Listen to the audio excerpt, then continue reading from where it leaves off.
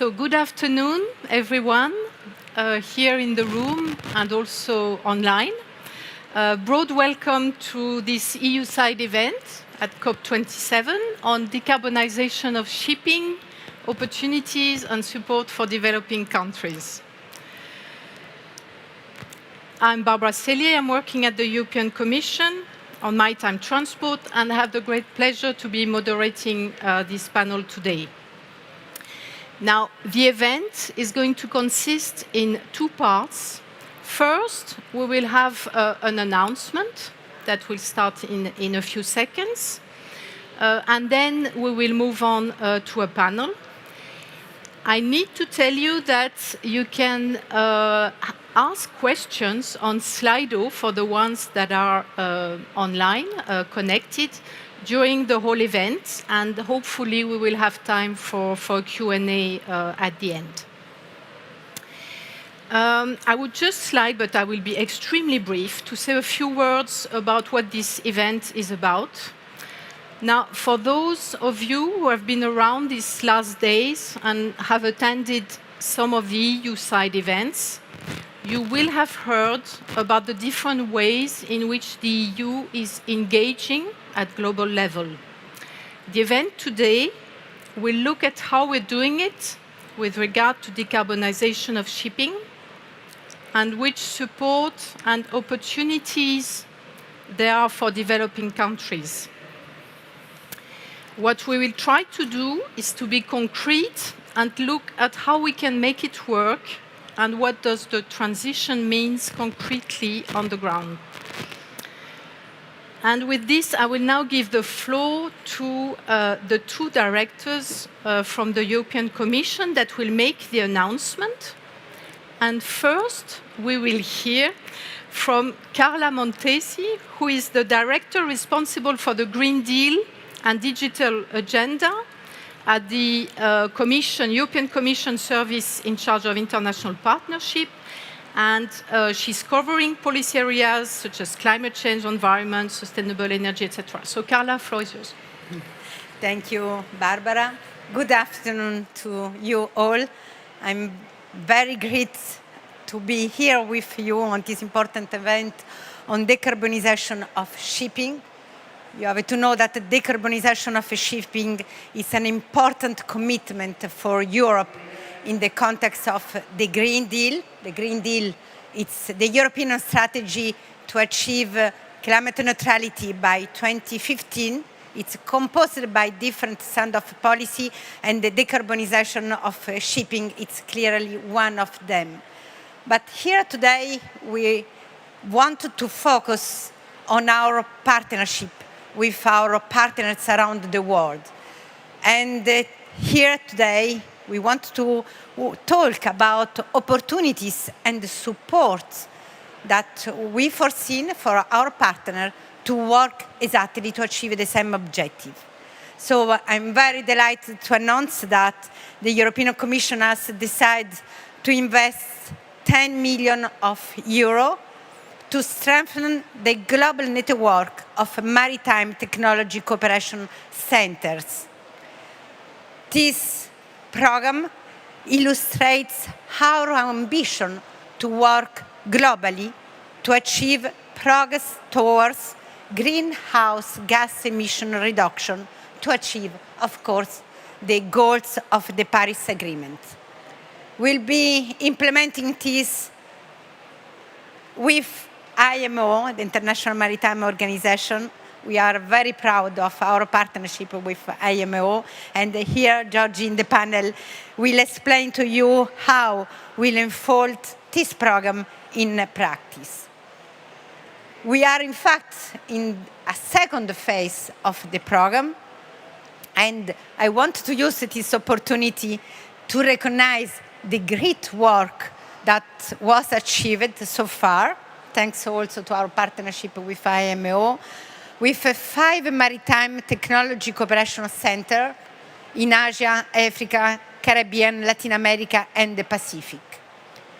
These centers were created under our first program, our first phase, with the objective to contribute to fight against climate change by offering a broader range of energy efficiency shipping emission measures that would help reduce greenhouse gas emission from the shipping sector. And the work that this center were made was so successful and so remarkable that these centers were especially mentioned in 2018 International Maritime Organization initial greenhouse gas emission reduction strategy. So today, building on the experience and on the results of this first phase, we start this second phase, focusing on 4 centers, once again in Africa, Caribbean, Latin America, and the Pacific. We are very proud because the Asia Center has become self-sufficient, but we are ready from today to continue the work on this center, and we look forward to continue to work with IMO team and with this center to accelerate an inclusive green transition in our partner countries, of course, to address climate change mitigation. This program is one important program, 10 million euro, and is financed in the framework our global gateway strategy. It's our strategy for our work, our support to partner countries to achieve with them the green transition and the digital transition. It's a program that includes the offers. We want to support 300 billion of euro in investment in infrastructure development, including, of course, in the sector of energy, digital, transport, and including the maritime transport, we hope, are all investments that will have the objective to contribute to focus on climate change mitigation. And of course, we hope to succeed to invest also in this matter. So I wish to the project all the best for this initiative. I look forward to continue to work with IMO and with all the centers in the coming years to reinforce our ambition and to immediately translate our engagement into concrete action. Thank you very much.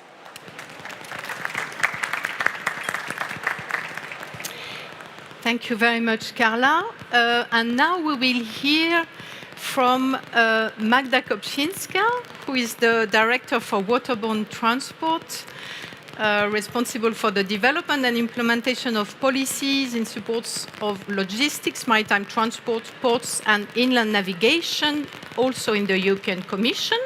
And she's connected, and I give you the floor, Magda.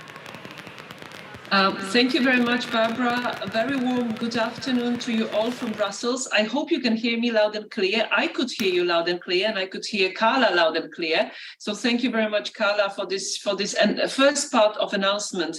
I promised myself some time ago that I will really avoid being connected to events and choose and opt for coming in person.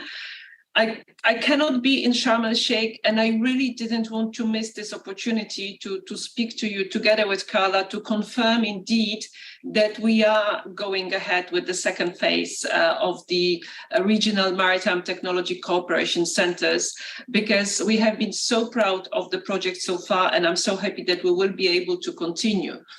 Those projects had very clear mission, very focused activities to promote greenhouse gas emission reduction in shipping, and they have been considered success by everybody. It always makes me a bit suspicious if everybody is happy, but maybe in this case, my suspicion should go aside, and it is really a project that we all could be proud of.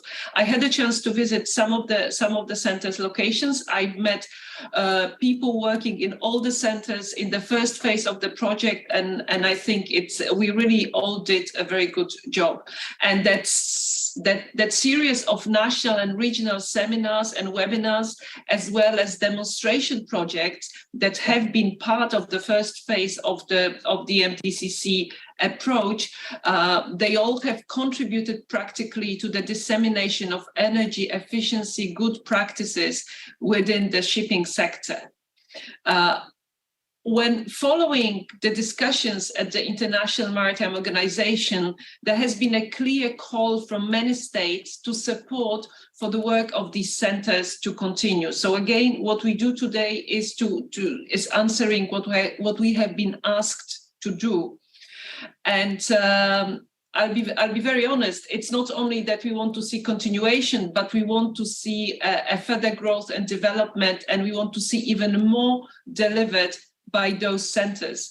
Because of course, if you look at the wider context of current discussions on the revision of the IMO greenhouse gas strategy and the associated emission reduction measures, also the overall topic of decarbonization that is of course discussed all the time for the last couple of days in Egypt, this question of equitable transition comes to the forefront. So of course, with this funding, we very much hope to pass a strong message of support for those regional centers, what they will do in the countries where they are located, but also with the regional network that will be associated with all of those centers. And we very much hope that with the support of those centers, we will be able to reach a common ambition when it comes to emission reduction in the shipping sector. So as I said, MTCCs will not only just continue what they had been doing before, but we would also like to encourage the centers to look at more than energy efficiency measures and capacity building, but also to link up local and international technology providers to help with promoting public-private partnerships to share and invest in green maritime technologies for shipping, because those will be key and those will be crucial so that we can all be ready for this very complex transition. As you all know, and I'm sure you will hear a lot of that during the panel, next year the IMO will decide on the revision of its greenhouse gas strategy and will also hopefully agree which specific measures will be selected to make that strategy a reality. So we do want MTCC network to continue to be a key part of this effort, and we very much hope that they will be recognized also in the revised strategy, because we need an IMO strategy that clearly recognizes that no one should be left behind. And we do look forward to working with our IMO partners to make this a reality. Thank you so much for offering me the opportunity to talk to you, even though I'm connected. And now I switch off my mic and I turn to follow with great interest the discussion in the panel. Thank you all, and thank you, Barbara. Back to you. Thank you very much, Magda. And indeed, there was something for sure that I was going to forget, is that you can put your headset and then you will hear better, possibly, if there are a lot of noises around. Okay, so now we move to the panel. And I will briefly introduce who are with us today. And from the INPA, so the Service for the European Commission for International Partnership, we have Andrea Alfieri. You are changing a bit my gender balance, but it is still, we are still doing fine. So you are indeed the team leader for Green Deal, and you are very knowledgeable on all the projects that the European Commission is funding with regard to decarbonization of shipping. So thank you very much. Then we have with us Georgie Gourban, who is head of the IMO Department for Partnership and Projects. Bo Serup-Semundsen is the CEO of the Maersk Mc-Kinney Møller Center for Zero Carbon Shipping, Zero Emission Waterborne Transport. Then we also have Lydia Ngugi, right? I pronounce it right, who is head of the MTCC Africa, and she's also chair of the global MTCC network. And I should add that you're also a member of the Women in Maritime Association for the East and Southern Africa. And finally, we have also connected David Medrano Moya, who is in Chile, connected with us, and is a port development coordinator, focusing on ports policy, infrastructure planning, and sustainability of port activities in Chile. Okay, so without further ado, we will start with this panel, and I will first give the floor to you, Andrea, to give maybe a bit of a broader perspective following the announcement on the MTCC. Thank you. Thank you, Barbara, and good afternoon to all here and to all the colleagues and people connected online. Of course, for us, it's a pleasure, as Carla was saying, to be here today and to show our engagement in continuing this effort together with our partners at IMO. It's indeed something that we started together a few years ago, a small investment into a complex topic like decarbonizing the shipping sector, but it's something that, in our opinion, it paid off, and it created something. It created a solid platform on which we would like, let's say, to continue our engagement. This initiative is fully inscribed into the EU Global Gateway, which is this large investment package that the Commission is putting forward in the next 7 years, worth approximately 300 billion globally, out of which 150 billion are supposed to be spent in Africa alone.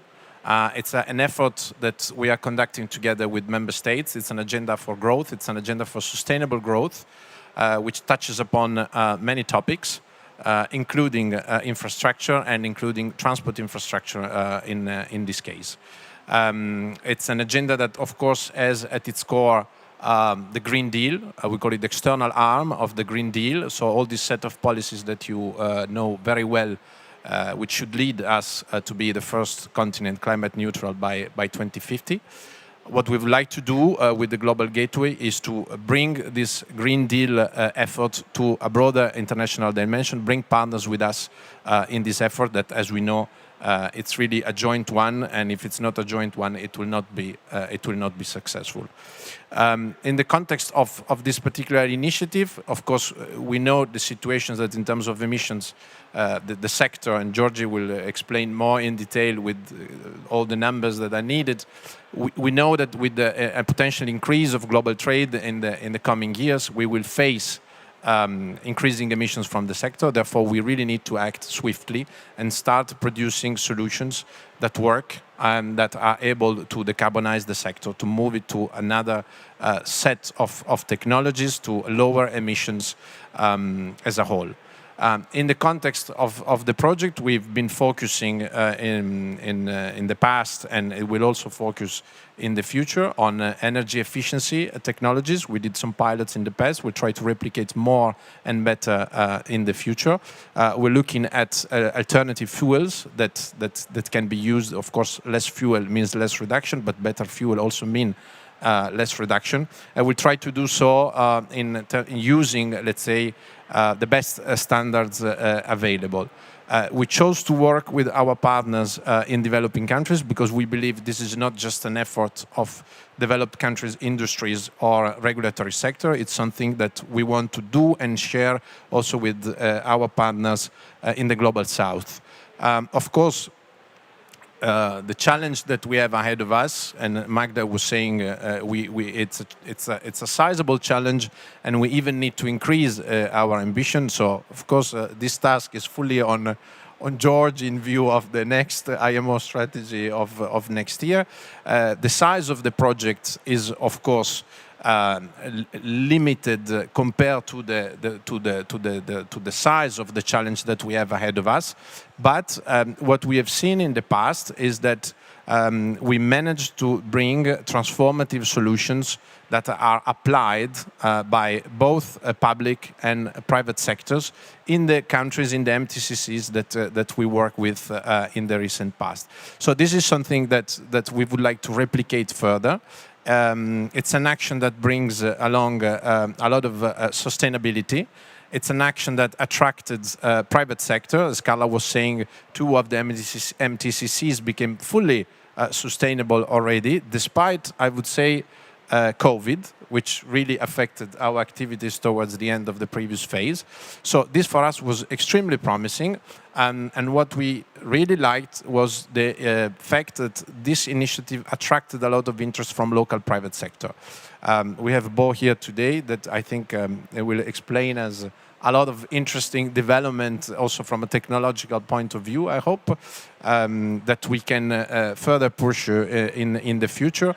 This type of projects is a channel that we intend to use also to transfer this knowledge into, countries that in the global south that also need to be able to access to this knowledge, to be able to access those technological developments, so that we can further apply this not only in our region, but across the whole world. Barbara, I will stop here and let the other panelists intervene. Thank you. Yeah, thank you very much for being conscious of time as well, and for these very interesting first words. Georgie, your turn. Thank you very much, and good afternoon, everyone. It will be my pleasure to tell you a bit about the IMO Decarbonisation project and in more details about GMN and MTCCs that have been supported by the European Union. So you may be familiar with the International Maritime Organization. For those of you who are not, it's the maritime body of the United Nations. So it is governed by the rules and the principles of the United Nations. It is a bit unique in the sense that many of the UN bodies are doing soft law. I'm always proud to say that IMO does hard law. So right in the moment that IMO agrees on a regulation, it is an international law and it's applicable to the international seas and oceans. Because of this, it's also very important that we look at maritime as a global, not only industry, but also as a global activity. It's trade, really. 90% of global trade is shipped. So it is, as trade, also a development issue. Many of the developing countries are the leading flag states. Almost all the seafarers are coming from developing countries. And we have most of the major ports sitting in developing countries. Based on this realization and on the fact that we are not just a regulatory body, a very important regulatory body, but not just a regulatory body, the Department of Partnerships and Projects was established, which is aiming to step up our implementation support to developing countries. Again, those of you who are familiar with IMO terminology, we have been for a long time supporting developing countries through our technical cooperation program. But now we are aiming to do that in a more strategic manner. So looking at more the specific needs of the countries. There are some countries who still need mainly awareness raising, capacity building workshops. There are countries who are ready to already implement and embed legislation. And again, there are others who are really keen and already there to pilot technologies and get infrastructure investment. We know much more about these needs also because of the work of the ongoing IMO major projects. And I have to say also thanks to the MTCCs. So we had some very kind words coming from the European Commission and reassured support, which is very much appreciated. The praise is not to IMO really, but it's up to the regional cooperation centers that were established during GMM Phase 1. And these centers have been crucial not only in the GMM project, but they've been really integrated part of all our IMO major projects that are dealing with GHG issues. So I will talk a bit more about GMM Phase 1 and Phase 2, but just to mention that we have a growing number of GHG major projects, which is of course showcasing the importance of the issue and the importance of working with developing countries and moving together to support maritime decarbonization. Green Voyage 2050 is a Norwegian finance project that is now soon finishing its first phase. It's the first project where we have done on-the-ground, bigger-scale pilots. When it comes to IMO Cares, it's an initiative where we are aiming to link together R&D needs of the developing countries and R&D opportunities and centers of the North. We have a Korean finance GHG Smart project, which is special. It's the only project we have GHG related that's specifically targeting the capacity building needs of least developed countries and small island developing states. And we have some additional very interesting initiatives, which are not traditional projects, but initiatives. One is the Innovation Forum. I can suggest you that you follow. The European Union has been also present with DG Research. It's a platform we are having to discuss maritime decarbonization innovation needs, but beyond just technology, so the whole innovation context that is needed to move. We have also NextGen, which we like to call the Google of maritime decarbonization. It's a website we set up with the support of Singapore, which is linking all the ongoing maritime decarbonization projects initiatives we are aware of. And finally, we have FinSmart, which is an IMO, EBRD, and World Bank-led financial roundtable where they are discussing financial initiatives, opportunities, and now we are aiming to move FinSmart also to a next phase where we are going to look at how we can concretely support investing in not only in pilots but also upscaling pilots that were very promising. So the GMN and EU Finance GMN project established MTCCs have a role in all of these. So Green Voyage project is also building on the experience of the MTCCs. We had the MTCCs as speakers in the capacity building events of GHG Smart, in the Innovation Forum. They are represented in FinSmart.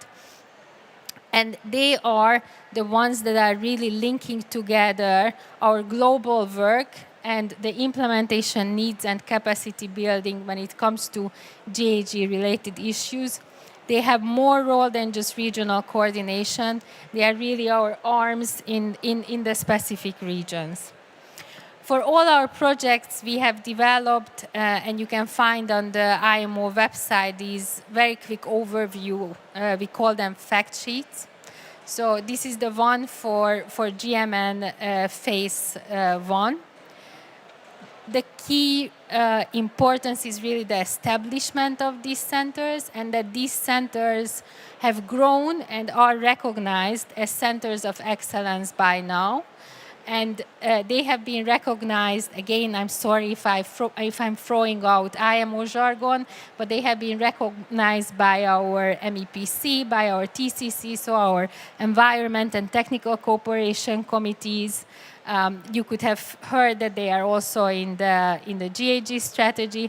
So they are recognized bodies to support technical cooperation, particularly when it comes to GHG issues. And I think this is where their core strength is, GHG as a specialized area, but also their knowledge when it comes to R&D, when it comes to experience to implement pilots, which is relatively new for IMO. When I prepared the presentation, I said that GMN Phase 2 is currently under design. So I'm not lying with that because we are still finalizing the project, but it was a great pleasure to hear the reassured support of the European Union. We are delighted to start soon with phase 2. Phase 2 will be a bit different than phase 1 was, and I wanted to give you a bit of overview also why it will be a bit different and what are the main lessons we have learned when it comes to maritime decarbonization support in developing countries, both through GM and phase 1, but by other project initiatives we are undertaking. If you want one message from me from today, it will be pilots, pilots, pilots. We have learned that there's a great interest to do more pilots, more on-the-ground piloting of technologies, looking into alternative fuel options. And of course, when one does this, it cannot be done without looking into the overall energy transition of the country, the overall energy transition potentially of the region, and the opportunities that are there. This would be my other main message, that we always think about maritime decarbonization as a hurdle. Yes, it won't be easy. Yes, I could throw out numbers. Yes, there will be a need for a lot of investment. There will be a need for fuels which are not available yet, not because of technology, but because of volume. But it's also an important opportunity for many of the developing countries. It is an opportunity, just to give you an example, if we look at, as an example, green hydrogen as a potential fuel for the future, many of the developing countries are the ones who can actually produce this green hydrogen, and the maritime industry will be lucky if it will get from this green hydrogen. So I think that the countries themselves, the developing countries, start to recognize this opportunity, but by supporting with them with the necessary capacity building, showcasing the technologies, we can really fasten up this transition and make the opportunity happen.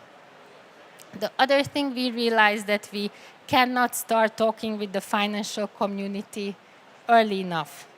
So I mentioned FinSmart before, that we are leading together with EBRD and World Bank, but we are including the IFIs from early on to ensure project sustainability. And the way I mentioned, to look at what will happen after the pilot, how we can upscale with investment the successful pilots.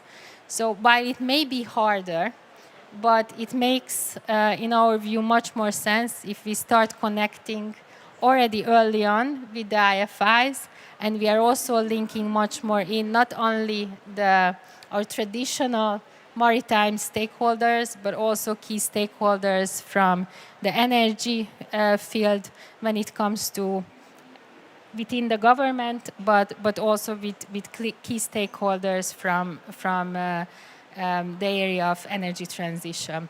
We have heard also many times from developing countries that it's not only about the environment and climate change. Indeed, it's very much linked with digitalization. It's also very much linked with some safety issues. So we are aiming to incorporate all these elements in GAG projects too. And of course, we cannot do this without partners. So you see us working with much more many partners. This includes other UN agencies, but this also includes the industry. We have a working model called Global Industry Alliance, which has been recognized under other projects with some key industry players working together on solutions. And we aim to replicate this on the regional level with the support of the MTCCs. Thank you very much. If you would like to find more information about the IMO partnerships, projects, initiatives, please feel free and do your clicking. Thank you. Thank you, Georgie. That was very comprehensive indeed. Bo, I give you the floor now to give your perspective from the center. Thank you very much. It's really an honor, and I'm very delighted to be here today. So thank you very much for setting this up. It is a topic that is very, very dear to our heart. And let me explain why it is so absolutely critical to make this inclusive transition where development countries are included into the very heart of everything that is going on. So first of all, just to put the scale and the timeline a bit in perspective with some real numbers. Shipping, as most of you probably know, emits about 3% of global greenhouse gas emissions. That's about 1 gigaton. And when we're looking at projections ahead of us, we can expect that shipping will continue to grow, providing critical infrastructure to the world, also enabling economies to actually be part of the world global market. So that must be expected to continue to grow, while, of course, shipping should be part of the solution to the climate problem. And therefore, when we look at the challenge we have in front of us, it is one of enormous scale and urgency. So just to put this in perspective, as shipping is to now bend the curve and start going towards zero, it needs to address an energy consumption at the equivalent of something like 2,000 gigawatt of renewable energy. Any of you who are working with renewable energy knows that this is an enormous amount of renewable energy compared to any scale out there. And so this is a challenge that has global scale. It is a challenge that needs to be addressed in a global manner. And there is actually no way around including developing countries also in solving this global problem. So in order for this to play out in time, and you can see the timeline is very short, we have about 30 years to get towards zero here, there is just no way around very effective collaboration between a lot of different stakeholders across the globe. And it was on this basis that the Mærsk Mc-Kinney Møller Center for Zero Carbon Shipping was set up 2.5 years ago to provide a platform for collaboration with private sector and with public sector around the globe. Today we have a large number of companies working with us and a large number of government and government agencies working with us. And we're basically working from the idea, and it's not our invention, a lot of organizations are doing this, and we have a large number of partnerships in here as well. The first is to explain how this transition is possible from a techno-economic perspective and also from a social perspective, because it is so critically important for this to be robust and right that it becomes a just and equitable transition. And so for us to be able to explain how do we provide enough clean energy to the sector, how do we do it in a sociable, right way, and how can we do this in a context of global policies changing, with energy systems in big change, in climate policies in big change, etc., etc. That in itself is quite a challenge, and that has to be done in collaboration. And I believe we've come a long way in understanding what is actually the problem that we're trying to solve. Based on that problem understanding and the vision that is co-created by so many players that we're working with, we turn to then find out what are the solutions that need to be implemented in order to solve this problem. So that is, again, collaborative research, collaborative development, collaborative innovation, co-creating those concepts that will actually solve. And one thing in particular I want to mention here is the concept of green corridors. This is a concept that has gained tremendous traction over the last year or two. A lot of organizations and companies and individuals have contributed to this. So it's not our invention at all. It's something that has been developed. But we've put a lot of resources and investing into understanding how do we effectively get the green shipping business going in the right way. So right now we are working on 6 concrete projects where we're working with energy production, fuel production, logistics and storage, shipping and cargo owners to understand how to get the green shipping business going in a just and equitable way and in a sustainable and robust way. And this is really probably the one activity I wanted to mention here that I'd like to invite everybody in to involve themselves in, because it's something very concrete. We take the big abstract visions and ideas and targets down to very concrete action that I believe should turn into real investments, real changes, real implementation within just a few years. So this of course, is extremely important in addition to the longer-term R&D and the longer-term regulatory developments that we're working on, providing the standards and the metrics that will enable the transition. When we look at the different pathways, and the short story is basically that from a techno-economic perspective, it is possible to decarbonize shipping. So we believe that it is fully within the opportunities of good engineering and good development to actually provide the technology solutions to decarbonize shipping. So what we all have to focus on now is to enable those technologies to scale in a sustainable, in a just, in an equitable way. So very much of the work now actually goes into providing and developing the boundary conditions for this transition, meaning especially global policies, and especially, I would say, the policies that are being developed in IMO now. And I really congratulate the developments that are going on during the current review of the initial greenhouse gas strategy in IMO. This is something that everybody should support to really support the target setting in IMO to get the zero in 2050, to support the right standards and metrics for measuring greenhouse gas impact, and of course also to eventually develop the fuel standards and the basket of measures that will get us there. So then, to round off my short introduction here, I think there are 4 areas that are particularly important during this decade until 2030.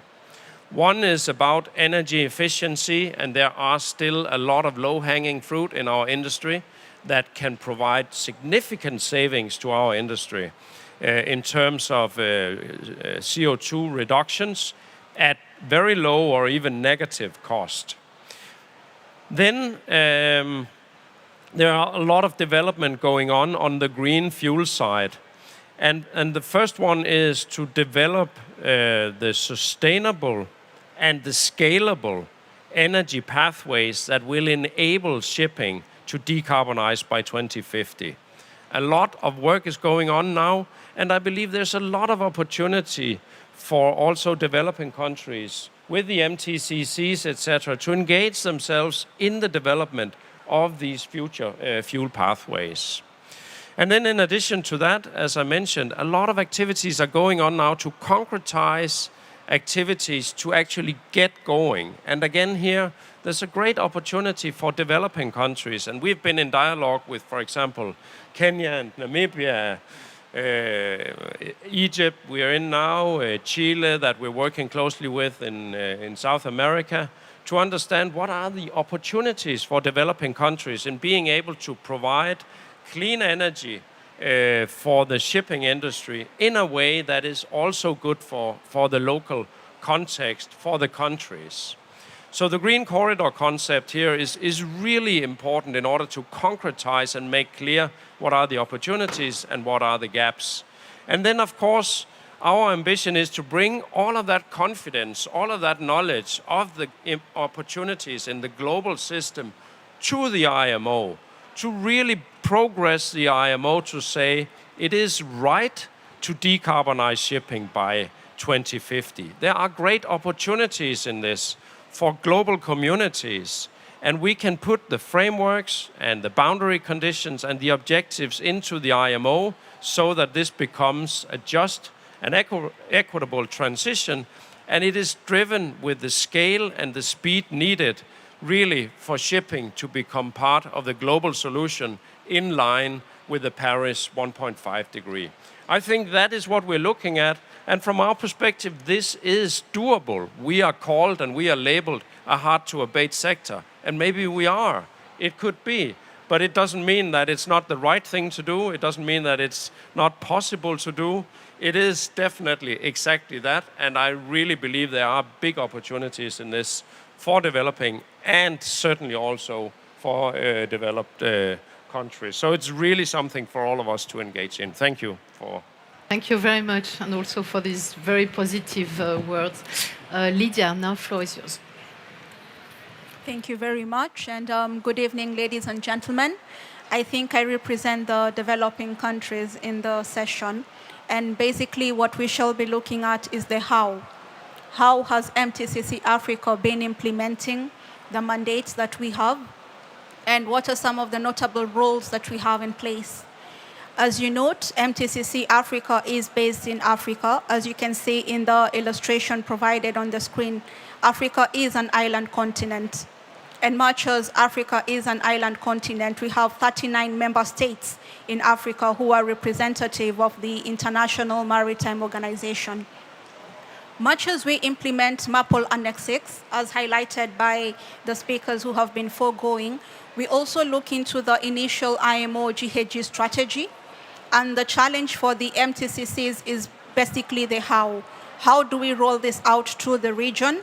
And what are some of the positive success stories that at the end of the day bring back a return of investments, either to the ports, because most ports are owned by government, as well as to the countries that own the ships and the vessels that ply along the ports.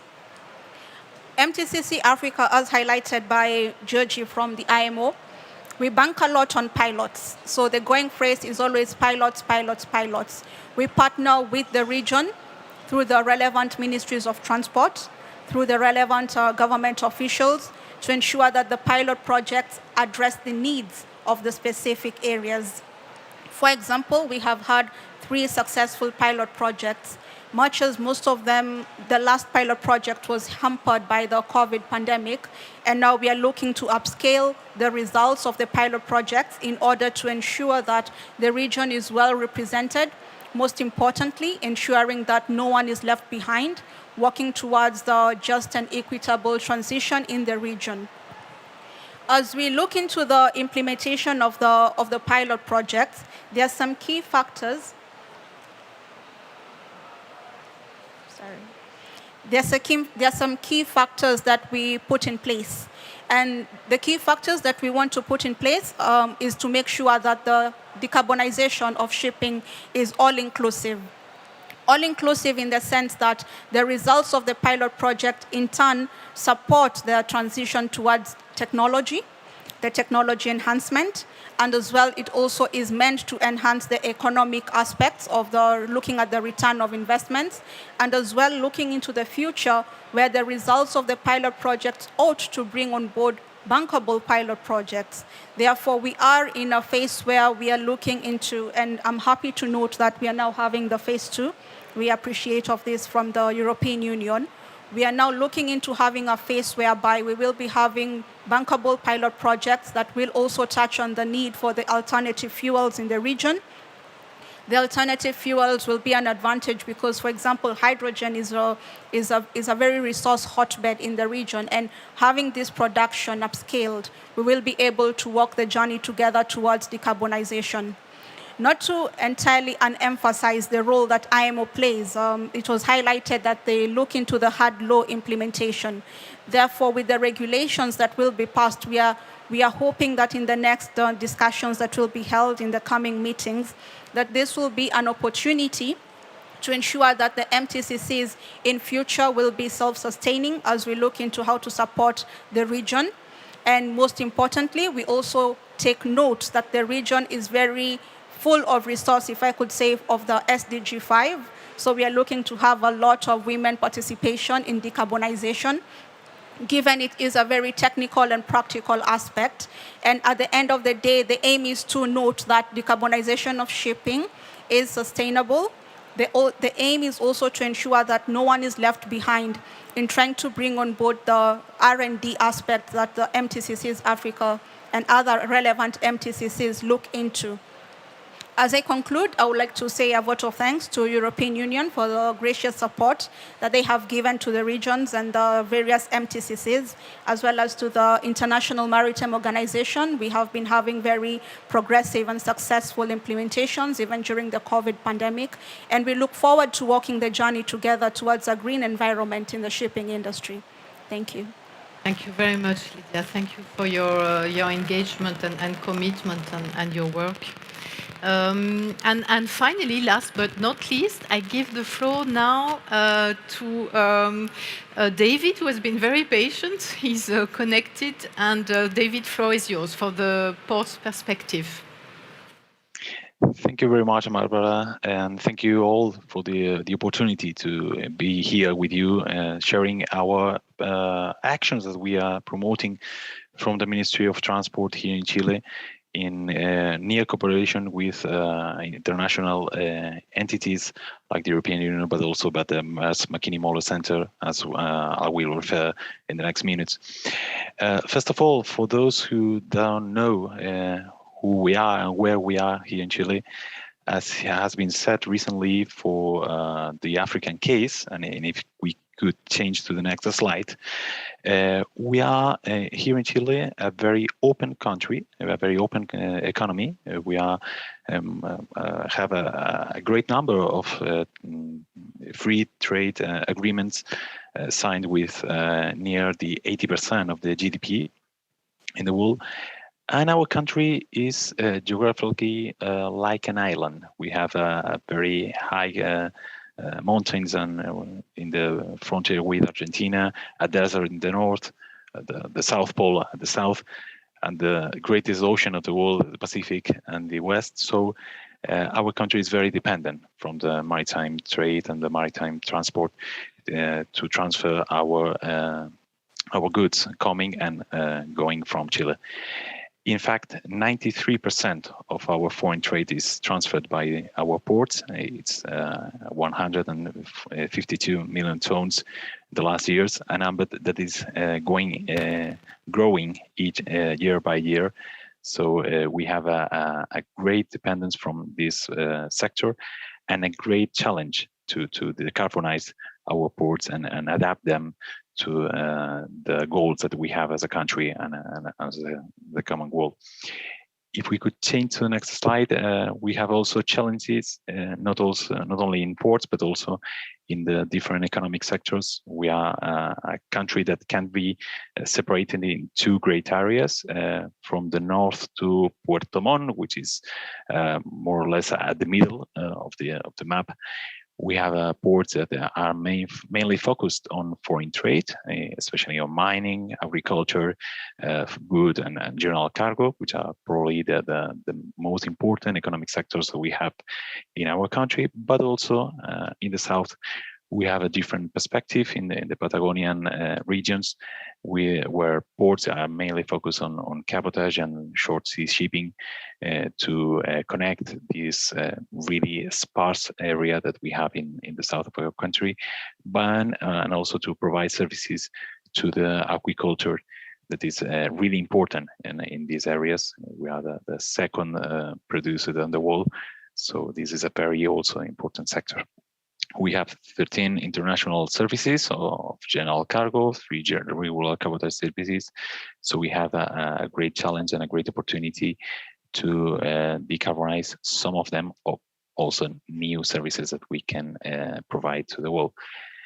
And in terms of challenges, we have at the Ministry of Transport a perspective to be adapting our system in all the temporal frames that we could define. And in the next slide, we have the challenges that we have in short and middle terms. In a very short term, also before that, changing our fuels for our services, we have to continue reducing and giving efficiency to the all maneuvers that we have in our ports. So we are working very strongly and strongly with the Maritime Authority, with the different port authorities that we have and the main ports of our country, and ourselves as a Ministry of Transport, to change the procedures, change the technologies, and adapt the limits of the different maneuvers that we allow it at every one of our ports, but also including new prediction technologies to support the decision making about the port restrictions. We have a very straight coastline, very affected by the waves, by the currents. So climate change is something that we have been working in the last years. We are working on and will be working to adapt all these infrastructures and all these services that we have in our ports. And this is the predictions of which kind of events we must face is something that is very important to attack in a short terms also. And in the medium term, as the minister said on the last Thursday, we are working on adapting our post policy. We have a country, we are the only OECD country that has two different legal frameworks to our ports. We need to adapt it and to converge to only one legal system and have only one legal port governance, and to promote these new agreements between the public and private sectors. Obviously, sustainability in the ports activities is something that will be very important in this new post policy. We'll be facing new technologies, adapt the investments that are agreed in every port concession, and which kind of equipment and technologies will be demanding, will be the procedures to try to push the incorporation of these new technologies and best international practices in our concession. So this is something that we are starting at this moment. We'll be working very hard the next year on this, and this is something that we can have a great agreement with another countries and other experience, as we have been doing in the last years in terms of create the diagnosis and the first projects to change our policy. And in the long time, or in the next decade, probably in the next slide also, we'll be facing the reconversion of our infrastructure. We are working in new projects. Please, if you can change to the next slide. And we are working in thank you, in two different frameworks. But on one side, the creation of new port infrastructure, that we need new port infrastructure. Probably the most known project is the San Antonio Outer Port. This is a project that we have been working from 2010, and we have to work also in the next decade, because it will be starting operate in the first middle of the next decade.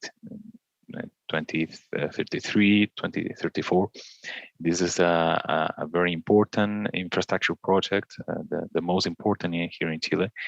Will be placed in the central area, and with this new infrastructure, we'll be facing a new challenge of the procedures and the technologies that our terminals are facing, because it will be the first semi-automated terminal, and will allow us to change all our yard equipment to electrical and more efficient systems in terms of reducing the carbon-free footprint of this activity. And also another challenge that we have is to change the use and the conversion of the use of certain bulk terminals that we have in our country, which are mainly focused on energetical fuels that we are closing our goals has promised in terms of reducing our carbon, our imports of hydrocarbon. And we have the opportunity to change some of them to transfer ammonia, green hydrogen, methanol, but also LNG. So we are working very hard in a planning in a hinterland microzonal area, and according to this new policy, post policy, in a public governance with public port authorities in a landlord model, as you know have in Europe. So these terminals that already exist, could help us to create this new system without the need of building new bulk terminals in our country. And this is a work that is not only in terms of planning this infrastructure, the reconversion of this infrastructure, but also which of these projects could be very related with green corridors that both Europe has set recently. We have been working very hard with the Mesmakini Mall Center in the last months to identify which corridors could Chile be part of. And this is the first stage. We want to continue working very hard with you in the next stage. So this is a project that will be very related. And this is the main opportunities, also another activities in terms of digital transformation, the adaptation of the IMO resolutions to our ports in terms of incorporating cold ironing or these kind of technologies. So thank you very much for the opportunity, and we want to continue be working with you very near. Thank you, David, for having connected with us today. We have run out of time, so I'm looking at the organizers. I don't really know what I'm supposed to do. It's frustrating because there are questions. So we don't have even 1 minute. No. No. Okay. Well, sorry about that. Obviously, the main challenge for a panel is timing. So I hope that was still an interesting discussion. And thank you very much to our panelists and also to David, who is connected. Goodbye, everyone online. And yes, I mean, this conversation will have to continue, obviously.